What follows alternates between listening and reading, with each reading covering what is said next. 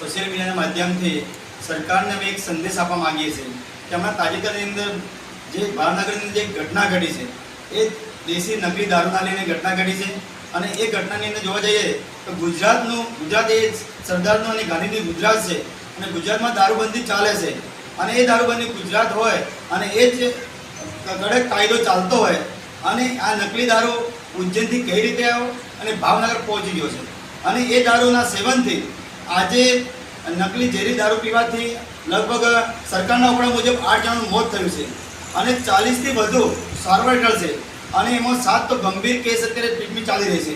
તો ખરેખર હું સરકારશ્રીને આ સોશિયલ મીડિયાના સંદેશ આપવા માગું છું કે ખરેખર ગાંધીના અને સરદારના ગુજરાતમાં આવું કેમ, કાયદો ફક્ત કાગળ ઉપર કેમ?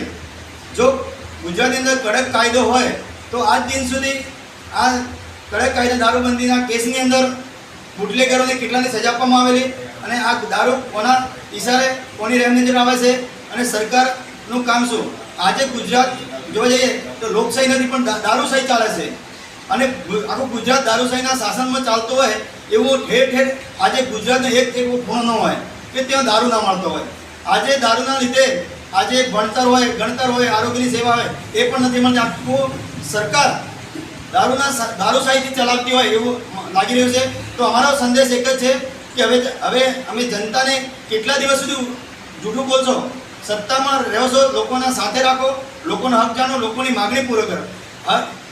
સાસવારે આ દારૂને લીધે હજારો લોકો મૃત્યુ પામી રહ્યા છે, એનો જવાબદાર કોણ? આજ દિવસે એ જવાબદાર વ્યક્તિ નથી। આજે સરકાર શું કરે છે? સરકારના જે પોલીસ રક્ષણ શું કરી રહ્યા છે? રક્ષકો પોતે જ ભક્ષક બનતા હોય તો જનતા કોના સારે ચાલશે? તો આજે માની લો કે આજે એક ગુજરાત એવી બોર્ડર નથી કે ત્યાં દારૂ સપ્લાય ન થતો હોય। આજે ગુજરાતનું એક એવું ગામડું નથી કે દારૂ ના મળતો હોય।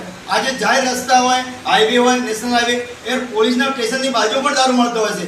તો એનો મતલબ કે સરકારની રહેમ નજર હેઠળ પોલીસને સપોર્ટથી આ દારૂ વેચાઈ રહ્યો છે અને સરકારના માધ્યમથી જ જનતાને દારૂ પાવામાં આવતો છે, જેના લીધે ઘટના ઘટી છે। અને આ દુઃખદ ઘટનાની અંદર અમે ગુજરાતની જનતાને વિનંતી કરી આપણે જાગો અને પોતાના હક માટે અવાજ ઉઠાવો અને જે ભોગ બનનાર પરિવારને સરકાર યોગ્ય મહત્તમ સારું વળતર આપે અને જે લોકો સારવાર હેઠળ છે એને સારામાં સારી હોસ્પિટલ ટ્રીટમેન્ટ થાય અને જે ગુનો કર્યો છે ને જે ઉજ્જૈનથી દારૂ આવ્યા છે એને એમાં કોની સહભાગીદારી છે, જ્યારે કોઈ પણ વહીવટીતંત્ર અધિકારી હોય એના પર જો કડક કાયદો હોય તો એને જેલના હવાલે તાત્કાલિક ધોરણે કરવામાં આવે અને બીજી વાર આવી પુનરાવર્તન ઘટના ના ઘટે એવી અમારી સરકારને આ સોશિયલ મીડિયાની માધ્યમથી જાહેર સંદેશ છે। અને હું જનતાને પણ સંદેશ આપવા માગું છું, જનતા હવે જાગો અને આ દારૂશાહી સરકારને હટાવો અને દેશ બચાવો અને આપણો હક બચાવો।